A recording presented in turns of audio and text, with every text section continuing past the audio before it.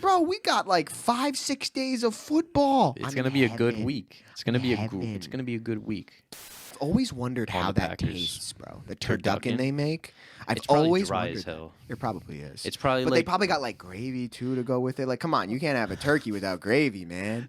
I hate the fact that these words are about to leave my mouth, oh god, but don't I say love it. the Jets getting the 10. You're fucking crazy. All right, welcome back to the CHOW and DIMES podcast. I hope all of you have a great Thanksgiving. Make sure you tell everyone who you're thankful for that you're thankful for them. And today we're going to be talking about, some Thanksgiving football. We're going to give you guys a couple picks. Obviously, this is not financial advice. I mean, I've been getting my ass beat for the past 2 weeks in football, so don't listen to me. But your Giants won me the only bet I had this weekend. So anyway, thank you again for joining us. Once again, talk about Thanksgiving Day football. We got a couple of games, couple of picks. Obviously, take these picks at your own precaution. And, yeah, man, where do we want to start? Do we want to talk about, the 12:30 game? Yeah, let's do the 12:30. All right, so give all of you guys some little background just in case you're getting your football knowledge from us, which I don't understand if you have an app on your phone why you're not using that. But anyway, first game is at 12:30. We got the Packers going to the Lions. The Lions are 7.5-point favorites. The total of the game is 47. Now, the point total opened up at 44, and now it's up to 47. And the actual line of 7.5 hasn't changed since it opened. What are we thinking? What are we feeling? So for me, I'm going with Lions minus 7.5, and I'm going with the under. I think the Lions are coming off a really big win, their last game, and they're a great team this year, and their back-to-back home games is going to come into an advantage. So that's huge, especially on a short week. Definitely huge. Then again, all these teams are on a short week. Yeah, they all are, but still playing at home rather than traveling is huge. Yeah, it is. The Packers got away with their lucky game last week. I didn't watch the game, but man, I just going off topic a little bit. I don't know how the Chargers lost that game, really. So because they're the Chargers. Yeah, that surprised me a ton. So, but otherwise, I'm sticking with Lions minus 7. Or what was your number? 7.5? 7.5. 7.5. We might have different numbers because I'm using FanDuel. Oh, I'm using DraftKings. Yeah. So, but yeah, I'm sticking with the 7.5. I'm sticking with the under, and yeah. So what's your picks? So I actually have a couple of things of information I want to give the people. Sure. So according to DraftKings, 43% of bettors are taking the Packers plus 7.5. While the other 57% are taking the Lions, lay in the 7.5. Mm-hmm. Personally, I think 47. I think 47 is too much. I genuinely think that the Lions are good enough to keep up with the 47, but the Packers aren't. Like we said earlier, that win against the Chargers. I mean, the Chargers are an incompetent team. They need to fire their head coach. They need to make a change. On paper, they have a top 5 team in the league, or at least in the AFC. At least in the AFC, they really do. But they're incompetent. Yeah, they can't finish a game. I only have my picks would probably be. I do like the Lions, but I do want to be a little bit on the safer side, so I'll probably take the Lions money line. Yeah, and then the under 47. I see this game being like a 30-7, maybe 10. Yeah, I think it'll be a blowout too. I see that happening. Because the Lions defense is good enough. Well, I mean, it's not so much the Lions defense is good enough. I think it's more just the Packers. Jordan Love is just your boy. He's Jordan playing Love. A lot better recently, though. The past 3 weeks, he's improved a lot. I just don't think he's not good enough to walk into Detroit and say, "Yeah, I'm gonna win this game." Yeah, they need an insanely well planned out game plan in order to do well against the Lions, I think, this week. My boy Dan Campbell is going to be waiting to eat that turducken. Yeah, I just don't know how anyone wants to bet. I've always wondered how that Packers. tastes, bro. The turducken they make. I've It's probably always dry wondered as hell. That. It probably is. It's probably but they probably got like gravy too to go with it. Like, come on, you can't have a turkey without gravy, man. Dude, are you kidding me? That turkey's been sitting out in the field for 5 fucking hours. Yeah, bro, you know that they got some ladle somewhere with gravy with it or something. Or what's that thing called? The gravy boat? You know they got that somewhere. Maybe. They're not just handing them a dry-ass piece of chicken and saying, "Here, man, take a bite of this. It's only been out in the elements for 3 hours while you were playing the At game. least they're inside though. That is true. So maybe that'll help. But imagine they're playing in like Lambo. Yeah, they're playing Lambo. It's snowing. Yeah, here's your I think turkey. that's- There's like a foot of snow on top of the turkey. It's like, oh, sure. It's like, wow. I'll take that. Yeah. Let me just. I don't want to eat turkey anymore. Oh, wow. Is it supposed to be this cold? No. They bite into it. It's frozen. It's like crack 3 teeth. Yeah. But another pick I have is I genuinely think a lot of people are going to be on Amaron St. Brown, the sun god. Love that nickname, by the way. That is a good name. I got Sam Laporta anytime. Like, my parlay for that game will probably be Lions money line, the under, and Sam Laporta anytime. I like Laporta, but man, I gotta stick with one of the running backs on the Lions. They both have been absolutely incredible for touchdown parlays. So I'd probably go with Gibbs. With Gibbs. Either way, if we're saying that they're going to drop, the score prediction of 30, then I think they'll get 3 touchdowns, and I genuinely think that. Well, I mean, the Packers also have Jair Alexander, which I know he's questionable, but if he plays, that's taking whoever right out. Jair is a good corner. As much as nobody talks about him, Jair Alexander is a good corner. So I'd have to check and see how the Packers are against the tight end position. They got a good pass defense, but I'm pretty sure that's more against like receivers rather than tight ends. Yeah, so that might change my opinion on it, but we'll see. All right, next game we got at 4:30. The Washington Commanders are traveling to Dallas to play the Cowboys. Yeah. The Cowboys are an 11-point favorite, and the total is 43. 42% of people are on the Commanders, and the other 58 are on the Cowboys laying the 11. Personally, I love the Commanders. I love the Commanders getting 11 there. Oof. I mean, this is what I'm thinking. This is what I'm thinking. Okay. I'm thinking Commanders plus 11, and then the over of that game. Because at the end of the day, Dallas is going to put up points. But 11 is way too much. The NFL works in 3 to 7. Anything more than 7 is kind of a little iffy. I mean, look at it last week, bro. The Niners were 13.5-point favorites or whatever it was. Or I think it was up to 14 at one point. But either way, they were a 2-touchdown favorite. Yeah. And they won by 13. Yeah. That's a bad beat. Yeah, that's just it's a bad beat. So this is the first time Dallas is playing Washington this year. So we don't really have a good grasp on how they're going to compete against each other yet. But considering how the Commanders have played the past few weeks and recently just coming off the Giants, where they were heavily favored to win that game, the Cowboys are on a roll right now in offense. They just are killing it. Dak's playing great. They recently just beat Carolina 33-10. They beat the Giants 49-17. And they beat the Rams 40. They won last week too, right? Yeah, that was against Carolina, 43-10. They lost to Philly by 5, but before that they beat the Rams 43-20.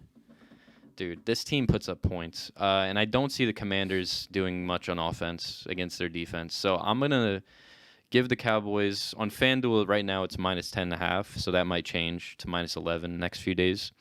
But even if it goes to minus 11, I'm taking the Cowboys minus 10.5 or 11. And I'm going to go with the over as well in this game. I think the Cowboys put up at least 30, maybe even more. I think they put up 40. Yeah, I think they're putting up a crazy amount of points. Commanders will probably get a touchdown. I see them getting like 2 or 3. You think the Commanders put up points? Yeah. Okay. Well, I still think it will go over. So I'm taking the Cowboys on the spread, and I'm taking the over. So that would be we loving them CeeDee Lamb same game parlays. Over receptions, over 100 yards, and he's getting a touchdown. You know it. Dude's a top 3 receiver in the league at the moment. He might not even be 2. Yeah, 3. I'm really wondering. I mean, Tyreek is probably number 1 right now. Yeah, Tyreek's number 1. But I'm really wondering if they're going to try to get Tony Pollard going this game. Because he's had a lot of rough games recently. Sucks. So his over-under for rushing yards right now is 59.5 on FanDuel. I might take the over on that. I take the under. You really think they're going to air it out?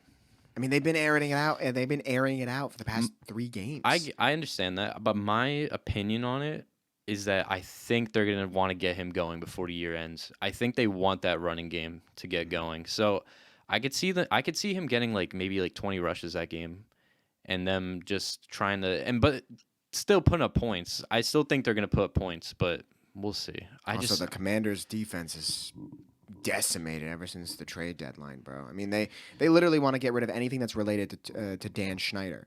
I mean, think about it. You have Chase Young and Montrell Sweat, who probably were the best not the best, but the two of the top, D lineman guys, and they traded them within a week of each other. Yeah. I would have loved if the Steelers got involved with that, because we would have given away a couple picks and then been like, wow, Cam Hayward's replacement, Montrell Sweat. Yeah, for what they went for. Yeah, bro. Yeah, I mean, a lot of teams probably are going to look back and be like, how the hell did they go for only that much? Like, dude, give him one of our scrub-ass linebackers and then give him a couple picks, and boom, we got Montrell Sweat or Chase Young. But no, the Steelers don't ever trade for anybody unless your name's Mika Fitzpatrick. Yeah, for real. Let me just look up. I'm really just liking something with Tony Pollard though for a player prop that game, and I'm still thinking the over only because he's a player that's always been, he just hasn't been doing well. I don't know. Okay, so but that's probably a bad way to look at it. Yeah, though. I would probably take more passing. Yeah, other things. You're probably Mike right. McCarthy, majority of the time, his offenses are more pass oriented rather than run oriented. Why do you think Aaron Rodgers never had a good run defense? That's actually a great point. Until Matt LaFleur got there. It's a great point.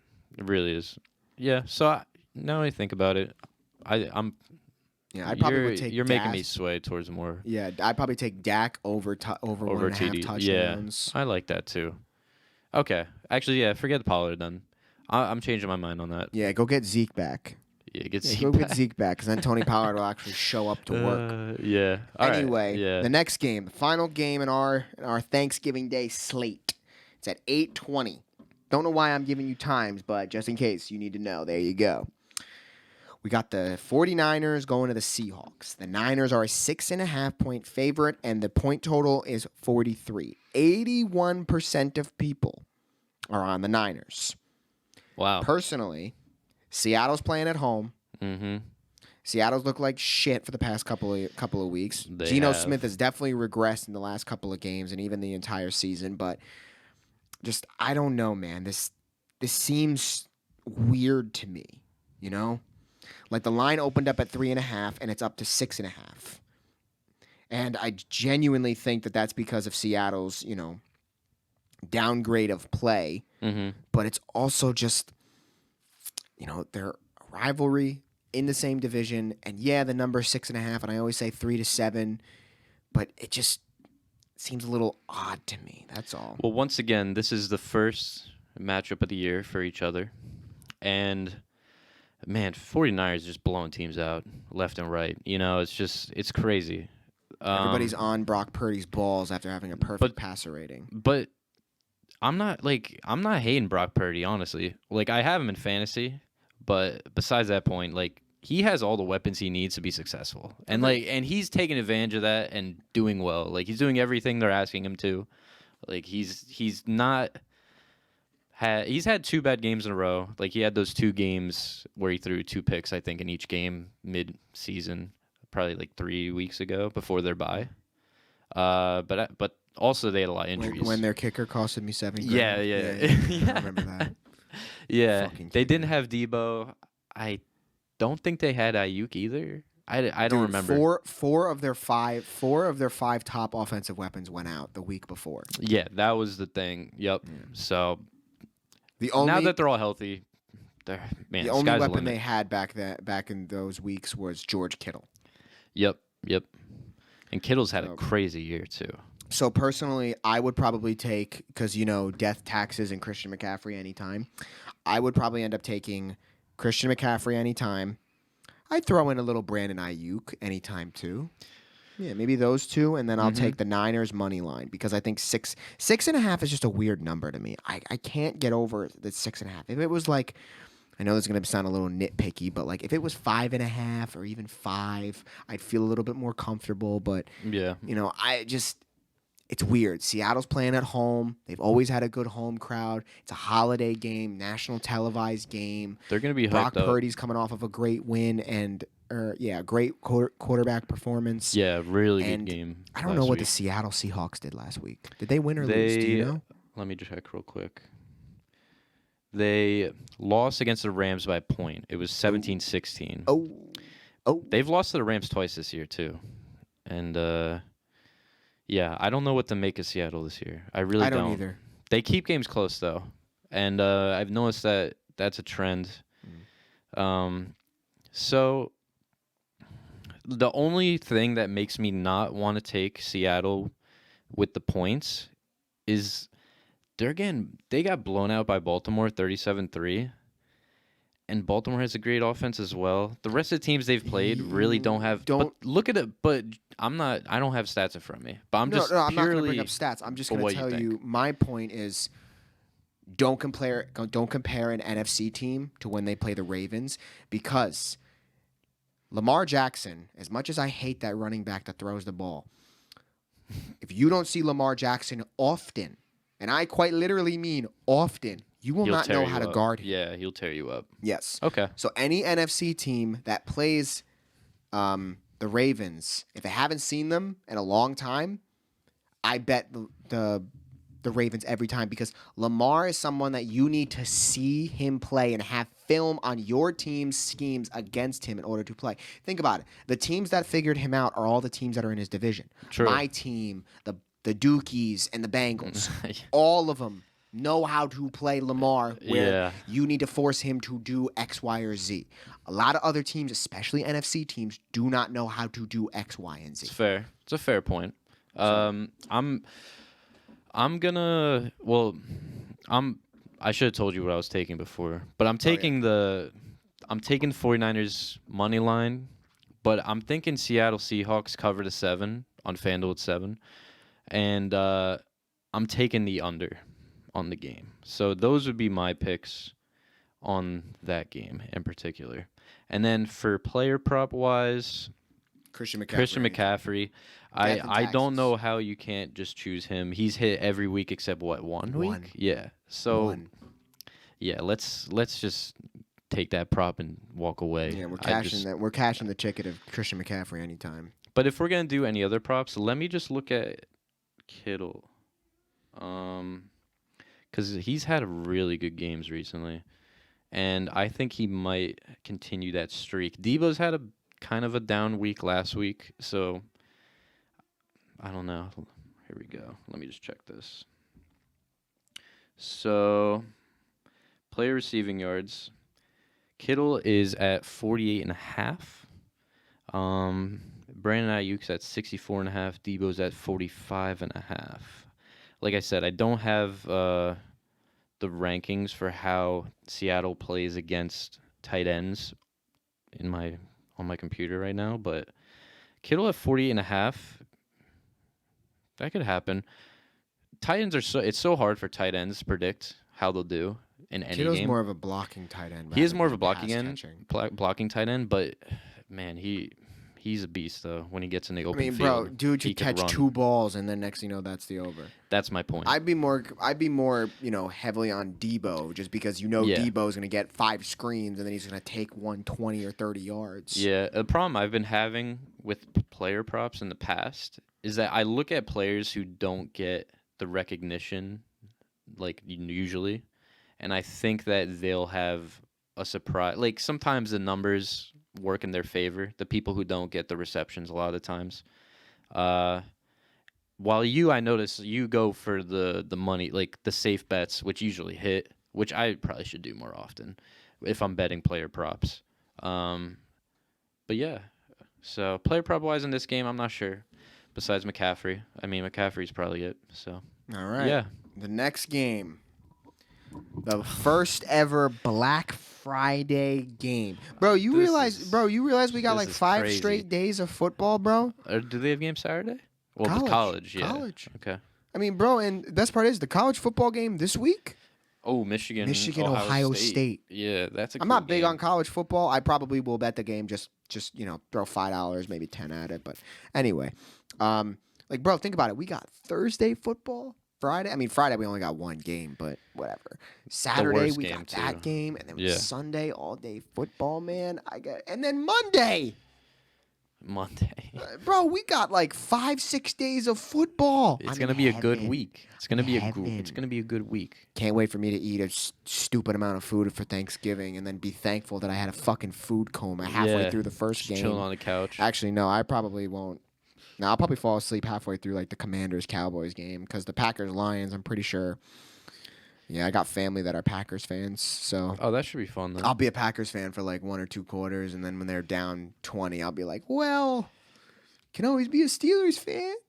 Yeah, I wish. Oh, speaking of that, Yeah. thank the Lord Almighty, we fucking finally fired Matt Canada. Holy shit. Oh. I guarantee Tomlin walked in and said, listen here, you bald-headed fuck.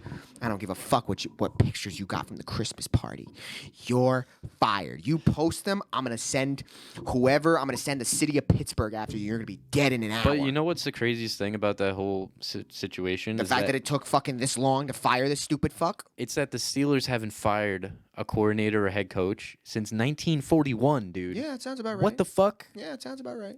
That's pretty good. That's a pretty good franchise, in my I opinion. mean, we've already if got that's our the case. guy. I think our OC is now, his name's like Jack Sullivan or something like that, and then we got a different dude calling the plays. So hopefully, if we have 2 brains mushing together, we'll be able to throw the ball more than 20 yards down the field. And I'm at a point now where, besides me just screaming at you in our group chats, this is Kenny's like final straw for me. I'm glad you think You that. got another I've been saying it, man. 2 months of the season to prove to me that we need to keep you. You're That's on what I'm year saying. 2. You're on year 2. You need to make a significant jump. I understand there's a sophomore slump. I get it. Every quarterback goes through a sophomore slump, no matter how insignificant it is. Every quarterback does. But you got to show me something that makes me go, this guy right here. Yeah, he has all the weapons. He has two-headed running back. Well, more like a one-headed 1.5. running back because Najee looks like he's I still like- running through. I mean, have he had that- Najee he in had one- fantasy, bro. I do too, bro. And he had 3 games in a row. He was just nice with it, dude. And then last game, he just shit the bed.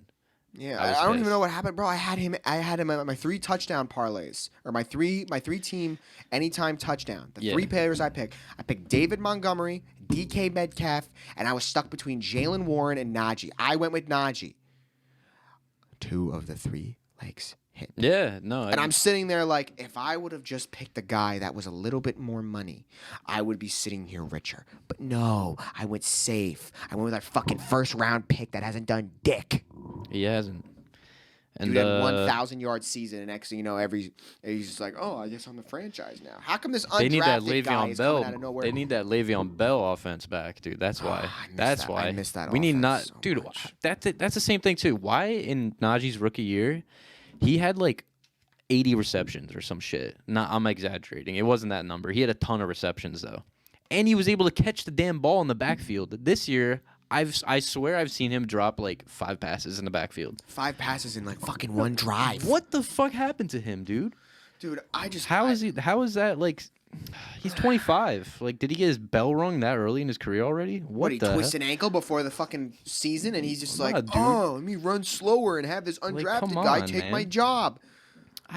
Bro, He's up for a it's contract. frustrating. He's up for a contract this year, and I'm sitting here saying to myself, He might I not wouldn't get it. offer him shit. Nah, I would tell him walk. Warren's fresh. Like Yeah. when he's I on the take field, he Warren. looks fresh, bro. Like fast, just elusive, breaks through tackles. Najee's not that right now, which is frustrating. Bro, like Warren's thighs are on the same, maybe not the same level as Saquon's, but they're up there, brother.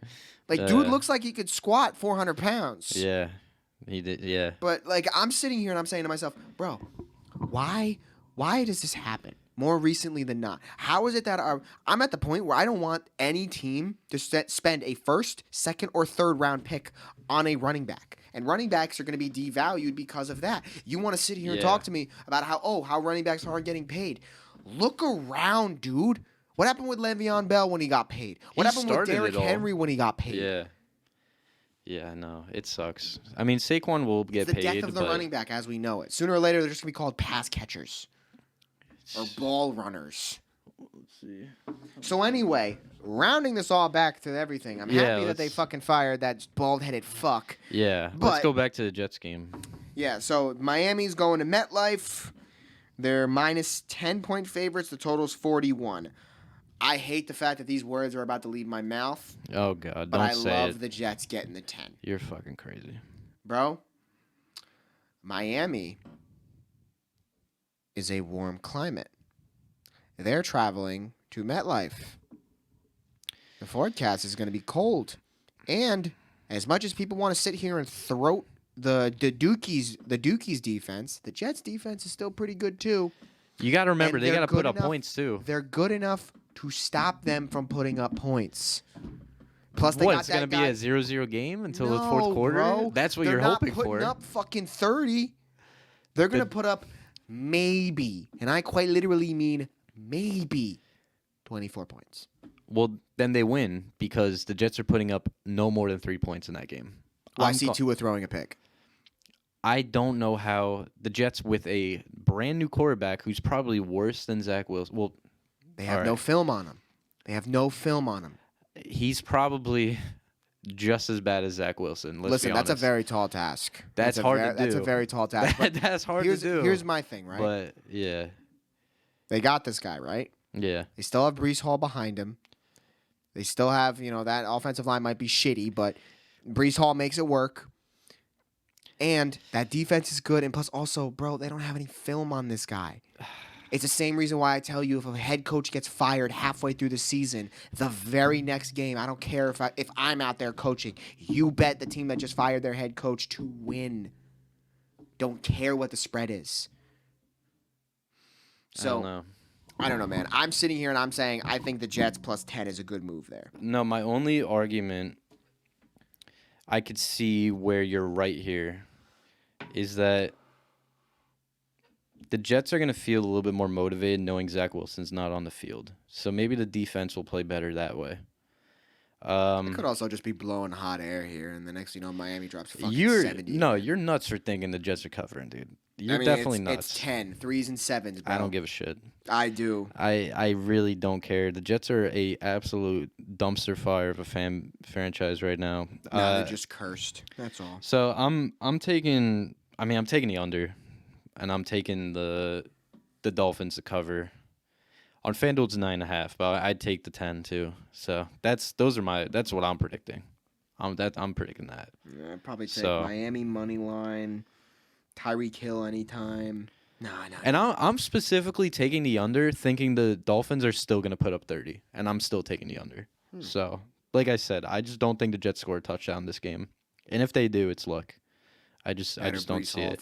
I could see the Jets putting up like maybe 3 field goals, maybe. No, I think Breece Hall gets there. But Because Miami's I don't know. defense is not as pristine as everybody talks. Even though they just got Jalen Ramsey back and Xavier Howard, and they've got Bradley Chubb. I keep thinking it's Nick Chubb, but Nick Chubb evaporated a couple months back. Yeah.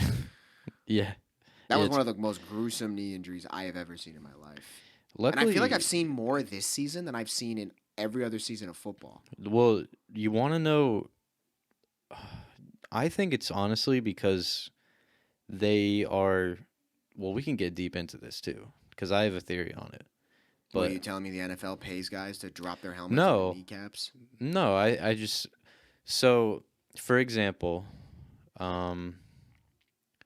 today did you see that Tom Brady said that he thinks the NFL is just like there's so many problems? Did you see that shit? I agree with him.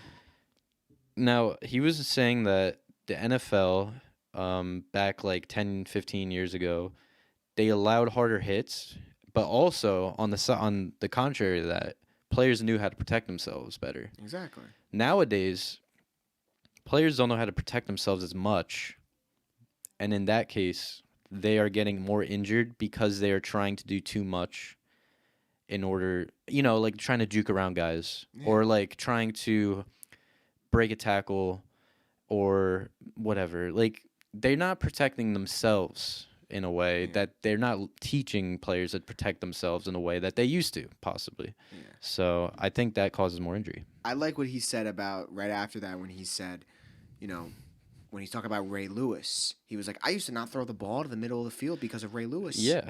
And I'm like, that's very true. Nowadays, that's all teams do is throw down the middle, seems like. I mean, you look at Aaron Rodgers. I don't know if anyone's seen where majority of his throws go, but they go to the sidelines because of the fact that he knows if I throw a ball over the middle And like if you run like a basic slant, Yeah. you're essentially running into the linebacker. And if you got a guy that's, I'm just throwing out random numbers here, but if you get a guy that's thrown over the middle that's 6'1", 205 going up against a linebacker that's maybe 6'3", 240, 250 going full speed, you're gonna get your bell rung. Yeah. Like, Especially back in the day. Exactly, especially since the receivers aren't going to be expecting it. I Yeah. mean, they're going to know that somebody's barreling down, but they don't know the exact timing and blah, blah, blah. Yeah, what I was saying was that nowadays you see passes thrown over the middle all the time, it seems like. Now, like back then, you know, what you were saying about Aaron Rodgers throwing to the sideline, they did pay more attention to linebackers, hitting guys. And who was the guy, what was the game where, it was the Broncos game. He hits Dobbs in the chest with his helmet, and that's a second 4-game no pay fine that he's gotten this year. I'm pretty sure. Fuck the Broncos. But the fact of the matter is, dudes are going to be getting their careers completely ruined for these stupid penalties and stupid fines. Like, I'm not saying to hit a guy unintentionally with your helmet. Like, that's not my point. But if you're not targeting a player, which is obvious, like you're actually, that's, the name of the foul is targeting. You're trying to hurt someone. If you're not intentionally trying to hurt someone, you got to let the play go, dude. You got to let these guys play. And the NFL nowadays, I think, is getting more into a league that relies on finesse, relies on... Not even that. They just rely on offense. You can't play defense like you used to. to. Yeah, exactly. Like, don't get me wrong. From a business perspective, it makes sense because of the fact that, how many people want to watch a... Like, for instance, a great example was the Super Bowl last year compared to the Super Bowl when it was the Patriots and Rams. You remember that? Where the final score was 13-3. Yeah, that game sucked. That game was so everybody bad. says, oh, that game sucks. It might be the worst Super Bowl I have ever watched in my life. It was a defensive battle. Super Bowl last year was 38-35. Stupid amount of Amazing offense. game. And a great game to watch. Yeah. That's what the NFL wants. They want games because, think about it. They're scoring touchdowns. They're having fun. They're doing this. It's better for business. That's why they've... I personally don't think I'm more of a defensive purist, I guess you could say. Like, my favorite player ever was Troy Polamalu. So, them, like, I watch old highlights, and I'm just like, that hit would be illegal, that hit would be illegal, that hit would be illegal, that hit would be illegal. Yeah. Like, bro, there's one hit that Troy has where he literally just runs up and just, bam, hits the guy right dead center, and the guy just like completely goes from like forward momentum to just like flat on his back, right? Yeah. No, like dude was horizontal midair. Yeah. So I was like, bro, that you don't hit see that stuff He'd anymore. be out of the league. Yeah. He'd be on the practice squad for 2 weeks, and I'm like, let them play football. We get it. Injuries happen. I don't think it's because of injuries. The name of the game is to hit the other guy if you're on defense. I don't think it's because of the injuries though. Because if it was because of the injuries, then they're doing a pretty bad job at enforcing these rules. If it's because so many guys got injured this year. Although I do for have non-contact to say, stuff too. Although I do have to say that tackling like below the knee, being out of the game, that I can understand because, dude, I watched like an old like video clips from like games back in the day, and the amount of times that people would like break their shin, tear their ACL, and everything from lower tackles. That I can understand. Yeah, I get that. But like like, for instance, how are you going to tell a 300-pound man to distribute his weight to not fall on the quarterback, man? Come on, dude. Yeah, that's happened to He's going to get squashed times. like a pancake a couple times. Yep. I hate that rule. That's probably my least favorite rule out of all of them that they've enforced. Like, you can't be serious about a dude who's that big, like you said, trying to roll his body away from a dude he's mid-tackling. Like, or a quarterback. Even if he goes to like make the tackle and like distributes his weight once, the only thing the guy has to do is go yoink, and then he's done. Yeah, just literally let me follow me. Yeah, just take a step to the left, like. Yeah, I don't get it. I don't get it. I hope. I love football, but I don't like where football is going. Sooner or later, it's gonna be like. That's the other point, though, is that most sports are getting like this, where they're trying to take away the physical aspects of a lot of sports. You know, bro, the NBA has the most dumb technical fouls I have ever seen in my life. You remember the one of Jason Tatum from last year where he literally just clapped, like went, damn. Yeah, I'm getting a foul. And he's like, oh, teed up, you're out. I'm like, he's Who fucking pissed off at himself. Yeah. Like, Who are these refs, bro? Who are these refs that are making these decisions? Dude, sooner or later I it's don't going to be get a it. point where they're just going to take refs out of the game completely, and this your like uniform is going to have a bunch of like technology on it, where like AI is going to be like, oh, there's a foul, Yeah, 5 yard penalty. like, are they enforcing these type of rules? Excuse me. For younger level games, like high school football, for example. Yes, they're So teaching kids how to try to not to. hit correctly. Well, that's okay then. I don't have a problem with hitting correctly because you should be able to learn how to hit correctly. But at the same time, you shouldn't take away their ability to hit hard. You know what I mean? Yeah. And to make an impact physically in the game. It's a physical game. It is. You know, we got all these people complaining online about like football shouldn't be a thing. But I bet Bitch, who the fuck are you? Yeah. Nah, forget that opinion. But I know for sure that if we talk to our football friends who played in high school, they would tell us some stories where they're like, this is not right. Like, we're getting our fucking asses kicked right now, just in practice, even just getting hit and stuff, or in games. Just they have experiences of just, getting concussions or whatever, and just getting hit hard. It's been that short of a time period from us being in high school to now. How much the game has changed. I mean, like, bro, it's crazy. I still think basketball has changed crazy since like we've been like watching and everything. And like, sorry, I'm going off on a tangent, but No. but like I've said this so many times. I think basketball has changed more since I'm gonna say 2015 or 2016 than any other sport, and it's not even close. I mean, bro, think of it like this. I'm not even gonna bring up the Steph Curry thing. There's an in-game tournament for the NBA. Yeah. Which I personally love. I think watch a it's lot of those great. games, and man, they are good. Yeah, they're probably the The best courts games are of the year. fucking buns. Yeah, I don't But get where the they're going for games that. themselves are very good. And the Yeah. players seem to be with it. They love it, yeah. So, like, you look at all the change that the NBA has had, and, the getting rid of back-to-backs, even though they've been saying that for years, and they still have back-to-backs. But, I say Steph Curry broke basketball, turned it on its head, and lit it on fire. Yeah. And all three levels of did. basketball, or all levels of basketball, was affected. Now the NBA is changing things where, I don't know what other rule, but like certain things, like, most people didn't make that much big deals about a gather step in basketball, and then James Harden came along. Flopping. Big men needing to shoot, constantly. Sports are changing, man. Spreading the court it's also out. something where the sports that we knew as, kids, teens, aren't the same sports that we know now. Yeah. Like I've openly said, if Megatron came into the league right now, that pretty guy much would be a dom- fucking problem. Yeah, he'd be a beast. I mean, we low-key kind of have Megatron with... No, we don't. I know, I'm just... No, we don't. Well, physically. Physically, who? I was You saying can tell me DK. DK Metcalf? I was saying he's the only man. one that's close to him Come on, man. physically. But... Physically, I agree with, but in terms of like the overall picture, no one compares. No. No one compares. the dude had Yeah. size, strength, speed. Bro, the reason he retired was because his body couldn't keep up with the punishment. Yeah. He You need literally 3 guys says, to take I him would down." get into fucking 3 or 4 car crashes every football game. Yeah. Stafford talks about it. Anyone that was on that team. To the point where I didn't know about it. And I'm sitting here after he retired. I was just like, what the fuck, man? You were only 30. Why are you retiring so sooner? And then his documentary or whatever interviews came out. And the I was interviews. like, oh, that makes sense. And now that I'm thinking about it, he's right. You couldn't just throw one defender at him. No, you couldn't. You'd throw 2 defenders at him. And then the third guy would be the one to bring him down. Dude, he was awesome. I miss him. I do too. Not that team, but I miss him. Yeah, there's a lot of receivers growing up that I really miss. Yeah. Miss Roddy White. You remember him from Atlanta? He was good for like a couple Well, I mean, we years. also watched him at the tail end of his career. Yeah, true. He was old. He But was man, old. that dude could catch the fucking Yeah. rock. There's Remember a lot Brandon of good Marshall, players back in bro? the Oh day. my god. Yeah, Brandon Marshall was awesome.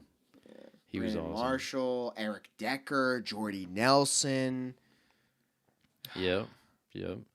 I mean, there's good receivers coming up nowadays, though. I think that are skill wise just as talented as all those names, if not more talented. I also think the talent pool has gotten a lot better in the NFL. But Yeah, that's the thing too. That's so sad is that the talent is so there, offensively and defensively, but there's just the way that they play is just different. It's coaching, man. It's different. Coaching's huge. It's Yeah, coaching. I agree. I mean, Coaching's huge. There's said so it's- many coaching yeah. replacements every year. There's Like you know 10. yeah, like It's there's fucking what? there's teams that Like have crazy. a shit ton of talent and can't win a game because their coach is incompetent. The Chargers, and there's more. And they There's keep their another job. team where they don't have the best talent pool. Do they have a couple good players? Of course, but their coach is bringing them to play every single game. The Texans. Exactly. I don't care what anybody says. That D'Amico Ryan guy brings D'Amico Ryan's these guys to play all the time. Yeah, I he's mean, a realistically, they've got C.J. Stroud and Will Anderson. Yeah, I but mean, they got Nico Collins, but he CJ hasn't Stroud established is himself yet. Awesome. He's going to be a star. I agree, but like, They don't need to worry about the know, offense as much. well, I'm still. But yeah, I get But what you mean. You know what I'm though. trying to say? Like, they don't Yeah. have a lot of talent to pull from. Yes, C.J. Stroud and Will Anderson are very good players, but they're not. You're not looking at that roster and going, "Wow, playoff bound." No, know what I'm saying? no. Yeah, I think there's only a handful of good coaches though.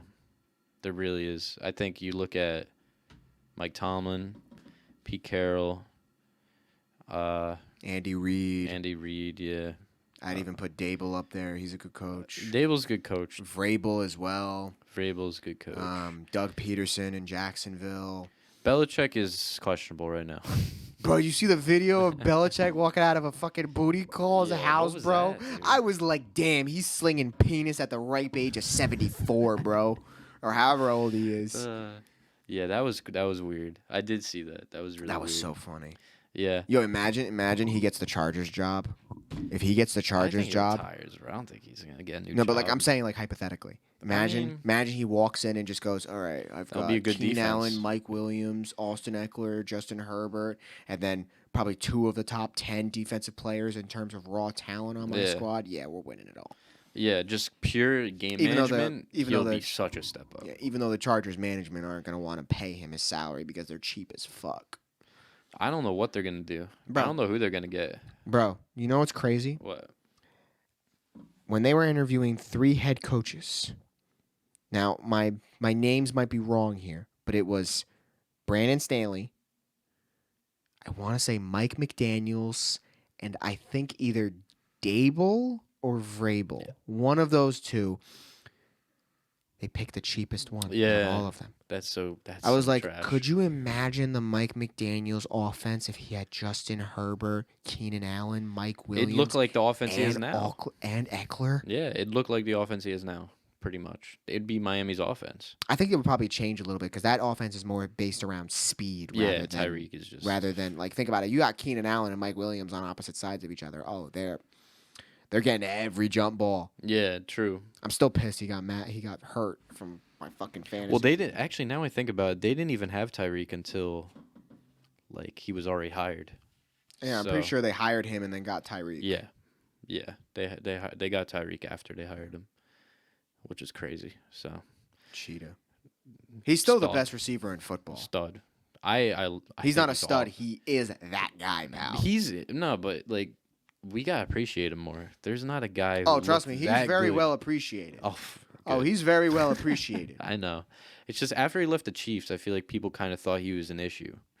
You Yeah. know, like Well, no, people the just Chiefs thought they don't was wanna like pay they were this like, guy? Like, they were what like, the hell? oh, is Patrick Mahomes' success tied to, or is Tyreek Hill's success tied to Patrick Mahomes? yeah. Like nope. It's Really? looking like well, Pat Mahomes is in a league of his own. But if he had Tyreek right now, first of all, they would have beat the Eagles the other night. That's true. Yeah, I'm they pretty would've- sure. they would probably still be undefeated. Yeah, they might be undefeated this year. But they won a Super Bowl without him. So there's the contrary, is that they didn't need him to win a Super Bowl. So but yeah, this NFL season's been fun to watch. It's fucking weird as hell. It's been very disappointing because of the injuries. But at the same time, we don't know who's going to make the Super Bowl. We don't know who the favorite is right now for either AFC or NFC. And if you want to say it's the Eagles and the NFC, like I'll give you that. The Eagles look like a beast team. Like they look like that they can compete NFC with Championship anybody. game or whatever it turns out. If to they be play between the Eagles and 49ers, Niners, it's yeah, gonna be a great yeah. game. Yeah, and as long as Purdy doesn't get hurt, like he did last year against Yeah. the Eagles, that game's going to be fantastic. So I'm looking forward to that. if that Anyway, happens. before we end up sitting here rambling about what we've been talking about for the past 2 days, Yeah. we hope you enjoyed this little bit longer episode again of the Chow and Dimes podcast. I hope you win some money, maybe cash a couple of them checks. Yeah, that'd be sick. Thankful for you guys joining us. Happy Thanksgiving to you and your family. Safe travels to anyone that's going anywhere. Stay beautiful as always. And yeah, guys, thank you for joining us again for our Thanksgiving football talk. Football. So, yep, been real. We'll talk to y'all later. See you later.